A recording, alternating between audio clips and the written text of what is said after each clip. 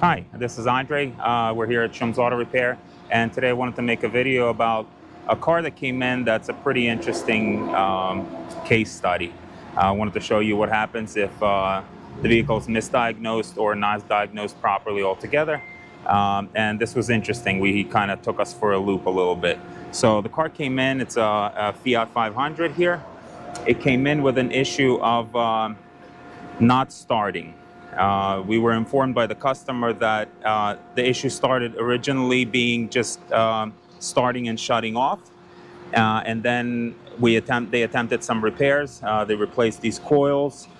They replaced the spark plugs. When we pulled them, they looked all new. And the issue actually got worse. The car apparently went to another shop, and the fuel pump was put in as part of the repair process, and it didn't fix the issue. It just made the car not start altogether. What we did when we brought it in, we found that there was no fuel getting to the engine. That's why it wasn't starting. When we pulled the fuel pump or inspected the fuel pump, we found that somebody left a plug and basically restricted the flow of fuel through the line, and that's why the engine wasn't starting. After fixing that issue, we found that the engine would start and shut off.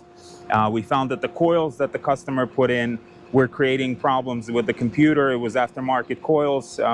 We're not sure what brand they are, but they were basically shorting out the computer and making the car shut off. After replacing the coils, we were able to start the car and run it long enough to find out that there was a misfire. And a misfire normally is just something like, one of the coils go bad, maybe spark plugs.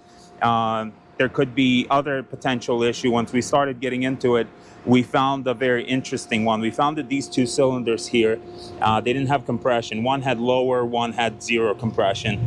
That's why the engine would not start and run properly.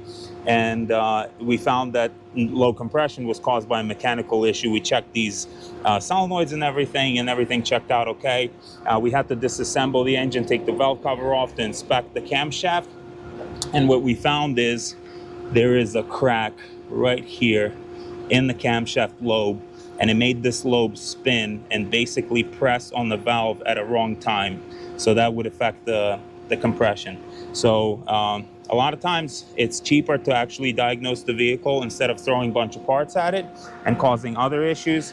But we always recommend, if you have issues, to bring the car in, have one of our technicians inspect it, see what's going on. If you need to pay for testing, obviously the technician needs to get paid for the work and knowledge that he is putting into the job to figure out what's causing it. But thank God for Slavic, he was able to find that crack, which is very hard to find.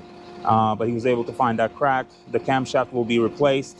The car will start again and run fine. We're probably going to do a timing belt as well on it, and get the car back on the road. But just a quick video showing you that it definitely pays to do a proper diagnosis and figure out what actually causes the problem on the vehicle. See you on the next video.